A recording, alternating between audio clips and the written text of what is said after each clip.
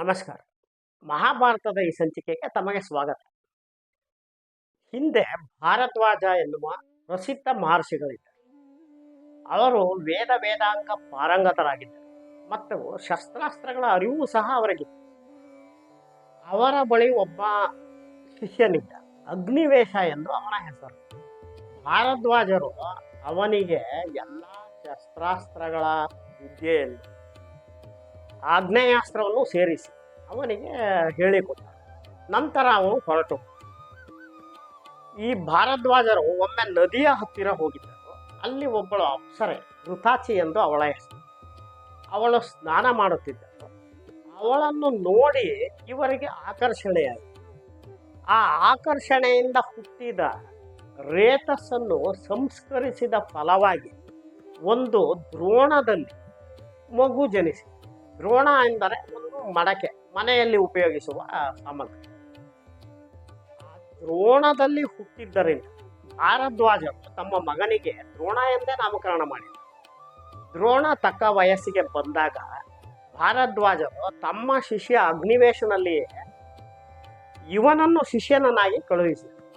ಈ ಭಾರದ್ವಾಜರಿಗೆ ಒಬ್ಬ ಆತ್ಮೀಯ ಸ್ನೇಹಿತನೇ, ಪಾಂಚಾಲ ದೇಶದ ದೊರೆ ಪೃಷತ ಎಂದು. ಆ ಪೃಷತನಿಗೆ ಒಬ್ಬ ಮಗನಿದ್ದ, ದೃಪದ ಎಂದು. ದೊರೆ ತನ್ನ ಮಗ ದೃಪದನನ್ನು ಭಾರದ್ವಾಜರ ಬಳಿ ಶಿಷ್ಯನನ್ನಾಗಿ ಕಳುಹಿಸಿದ. ಆದರೆ ಭಾರದ್ವಾಜರು ಮತ್ತೆ ಅವನನ್ನು ಅಗ್ನಿವೇಶನಲ್ಲಿಯೇ ಕಳುಹಿಸಿದರು. ಹಾಗಾಗಿ ಈ ಶಿಷ್ಯರಿಬ್ಬರಿಗೂ, ದೃಪದ ಮತ್ತು ದ್ರೋಣ, ಆತ್ಮೀಯ ಸ್ನೇಹಿತರಾದ. ಎಷ್ಟರ ಮಟ್ಟಿಗೆ ಅಂದರೆ ದೃಪದ ಹೇಳುತ್ತಿದ್ದ, ಮುಂದೆ ನಾನೇ ಪಾಂಚಾಲ ದೇಶದ ರಾಜ್ಯನಾಗುತ್ತೇನೆ, ಅದು ನನ್ನ ರಾಜ್ಯ ಎಂದರೆ ಅದು ನಿನ್ನ ರಾಜ್ಯವಾದಂತೆಯೇ ಸರಿ, ನೀನು ಅಲ್ಲಿನ ಎಲ್ಲ ಸುಖ ಸಂಪತ್ತನ್ನು, ಸಕಲ ಐಶ್ವರ್ಯವನ್ನು ಅನುಭವಿಸಬಹುದು ಎಂದೆಲ್ಲ ಹೇಳುತ್ತಿದ್ದರು. ಇವರ ವಿದ್ಯಾಭ್ಯಾಸವು ಪೂರ್ಣವಾಯಿತು ಅಗ್ನಿವೇಶನ ಬಳಿ. ನಂತರ ದೃಪದ ಅವನ ದೇಶಕ್ಕೆ ಹೋದ. ಅಲ್ಲಿ ತಂದೆಯ ಕಾಲಾನಂತರ ತಾನೇ ರಾಜನಾದ ಮೇಲೆ ಅವನಲ್ಲಿ ಅಹಂಕಾರ ಆವಿರ್ಭವಿಸಿದೆ. ಇತ್ತ ದ್ರೋಣ ತನ್ನ ತಂದೆಯ ಆಶ್ರಮಕ್ಕೆ ಮರಳಿ ಬಂದ. ಸ್ವಲ್ಪ ದಿನಗಳಾಯಿತು. ನಂತರ ಭಾರದ್ವಾಜರು ಕಾಲವಾದ. ಭಾರದ್ವಾಜರ ಅಪೇಕ್ಷೆಯಂತೆಯೇ ದ್ರೋಣ ಈ ಕೃಪಾಚಾರ್ಯರಿದ್ದಾರಲ್ಲ, ಕೌರವರು ಪಾಂಡವರ ಗುರುಗಳು, ಅವರಿಗೆ ಒಬ್ಬಳು ಸಹೋದರಿ ಇದ್ದ, ಕೃಪಿ ಎಂದು ಅವಳ ಹೆಸರು. ದ್ರೋಣ ಈ ಕೃಪಿಯನ್ನು ವಿವಾಹವಾದ. ಅವರಿಬ್ಬರಿಗೆ ಒಬ್ಬ ಮಗ ಜನಿಸಿ. ಅವನು ಹುಟ್ಟಿದ ಕೂಡಲೇ ದೇವಲೋಕದ ಅಶ್ವ ಉಚ್ಚೈಶ್ರವ ಅದರಂತೆಯೇ ಕೇಶಾರವ ಮಾಡಿದ. ಅಂದರೆ ದೇವಲೋಕದ ಕುದುರೆಯಂತೆಯೇ ಕೂಗಿದ. ಆಗ ಒಂದು ಅಶರೀರವಾಣಿಯಾಯಿತು, ಇವನು ದೇವಲೋಕದ ಅಶ್ವದಂತೆಯೇ ಕೇಶಾರವ ಮಾಡಿದ್ದರಿಂದ ಇವನು ಅಶ್ವತ್ಥಾಮ ಎಂದು ಪ್ರಸಿದ್ಧನಾಗುತ್ತಾನೆ ಎಂದು. ದ್ರೋಣರು ಅವನಿಗೆ ಅಶ್ವತ್ಥಾಮ ಎಂದೇ ಹೆಸರಿಟ್ಟರು. ಈ ದಂಪತಿಗಳಿಗೆ ಬಹಳ ಬಡತನವಿತ್ತು. ಎಷ್ಟೋ ಬಾರಿ ಈ ಅಶ್ವತ್ಥಾಮ ಅಕ್ಕಿ ಹಿಟ್ಟನ್ನು ಕದಡಿದ ನೀರನ್ನು ಕೊಟ್ಟರೆ ಹಾಲು ಎಂದು ಭ್ರಮಿಸಿ ಕುಡಿಯುವ ಪರಿಸ್ಥಿತಿಯಲ್ಲಿ ಅವರ ಬಡತನವಿತ್ತು. ಒಂದು ಸಾರಿ ಈ ದ್ರೋಣರಿಗೆ ಒಂದು ವರ್ತಮಾನ ಬಂತು. ಪರಶುರಾಮರು ತಮ್ಮಲ್ಲಿದ್ದ ಎಲ್ಲವನ್ನು ದಾನ ಮಾಡುತ್ತಿದ್ದಾರೆ ಎಂದು. ಹಾಗಾಗಿ ದ್ರೋಣಾಚಾರ್ಯರು ಪರಶುರಾಮರ ಬಳಿ ಬಂದರು.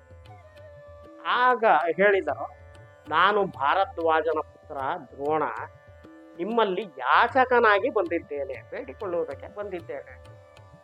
ಆಗ ಪರಶುರಾಮರು ಹೇಳಿದರು, ನೀನು ಬರುವುದು ಸ್ವಲ್ಪ ತಡವಾಯಿತು. ನಾನು ನನ್ನಲ್ಲಿದ್ದ ಭೂಮಿ ಎಲ್ಲವನ್ನು ಕಶ್ಯಪನಿಗೆ ಮುಟ್ಟುಬಿಟ್ಟೆ. ಉಳಿದ ಸಕಲ ಐಶ್ವರ್ಯವನ್ನು ನಾನು ಬ್ರಾಹ್ಮಣರಿಗೆ ದಾನ ಮಾಡಿಬಿಟ್ಟೆ. ಈಗ ನನ್ನಲ್ಲಿ ಉಳಿದಿರುವುದು ಎರಡೇ, ಈ ನನ್ನ ದೇಹ ಮತ್ತು ಅಸ್ತ್ರಶಸ್ತ್ರಗಳು. ನಿನಗೆ ಏನು ಬೇಕು ಕೇಳು, ಕೊಡುತ್ತೇನೆ ಎಂದರು.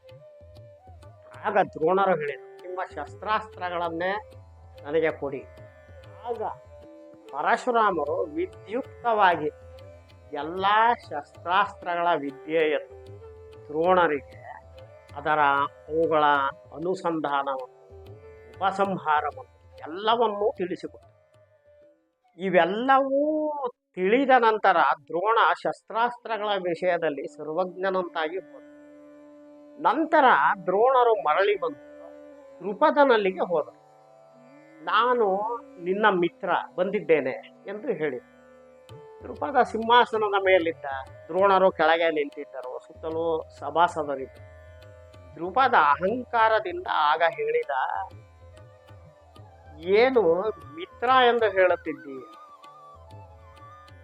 ಸಮಾನಸ್ಥರಲ್ಲಿ ಮಾತ್ರ ಮಿತ್ರತ್ವ ಇರುತ್ತದೆ. ರಾಜರಲ್ಲಿ, ರಥಿಕರಲ್ಲಿ, ಶ್ರೀಮಂತರಲ್ಲಿ ಹೀಗೆ ಇದ್ದರೆ ಮಾತ್ರ ಗೆಳೆತನ ಸಾಧ್ಯ. ನಿನ್ನ ಗೆಳೆತನ ಹಳೆಯದಾಗಿ ಹೋಯಿತು. ಈಗ ನಾನು ರಾಜ, ನೀನು ಬಡ ಬ್ರಾಹ್ಮಣ. ನನಗೂ ನಿನಗೂ ಎಲ್ಲಿಯ ಗೆಳೆತನ? ನಿನಗೇನಾದರೂ ಸ್ವಲ್ಪವಾದರೂ ವಿವೇಕವಾದರೂ ಪರಿಜ್ಞಾನವಾದರೂ ಇಲ್ಲವೇ? ನನ್ನನ್ನು ಮಿತ್ರ ಎಂದು ಹೇಳಿಕೊಂಡು ಬಂದಿದ್ದೀಯ ಎಂದು ಛೇಡಿಸಿದ, ಮೂದಲಿಸಿದ, ಹೀಯಾಳಿಸಿದ. ದ್ರೋಣರು ನೆಲದ ಮೇಲೆ ನಿಂತಿದ್ದರು. ಅವನು ಸಿಂಹಾಸನ ಮೇಲೆ ಕೂತಿದ್ದಾನೆ.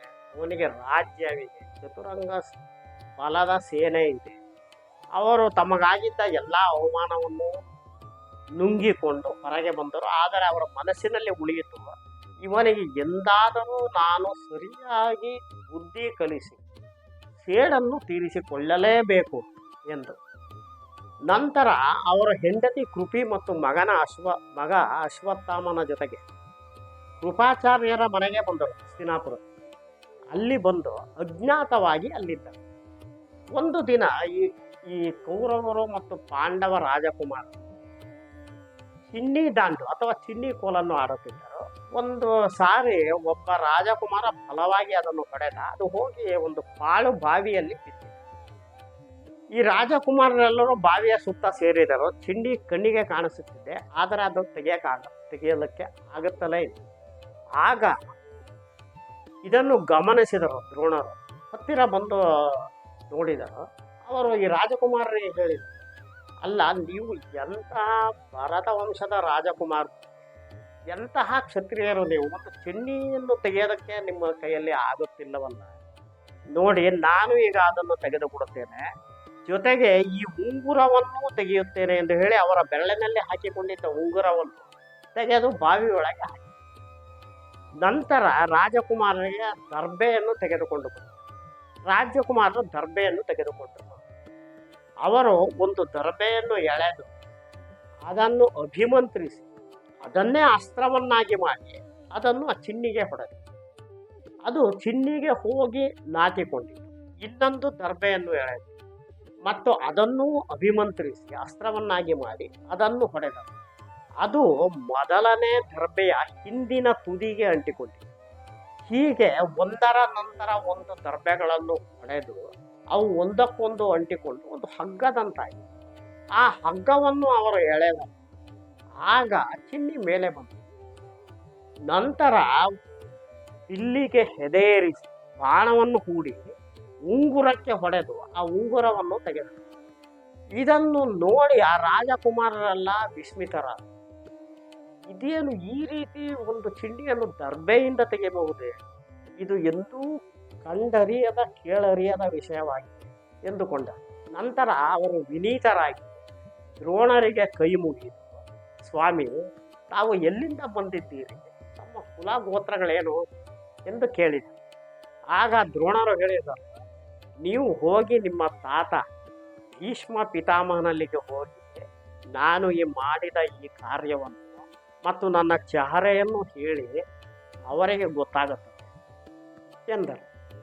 ನಂತರ ಈ ರಾಜಕುಮಾರರೆಲ್ಲ ಓಡಿ ಹೋಗಿ ಆ ಚಿಂಡಿ ಬಿದ್ದಿದ್ದನ್ನು, ಅದನ್ನು ದರ್ಬೆಯಿಂದ ತೆಗೆದಿದ್ದನ್ನು ಮತ್ತು ಉಂಗುರವನ್ನು ತೆಗೆದಿದ್ದನ್ನು ಭೀಷ್ಮರಿಗೆ ವಿವರಿಸಿದರು.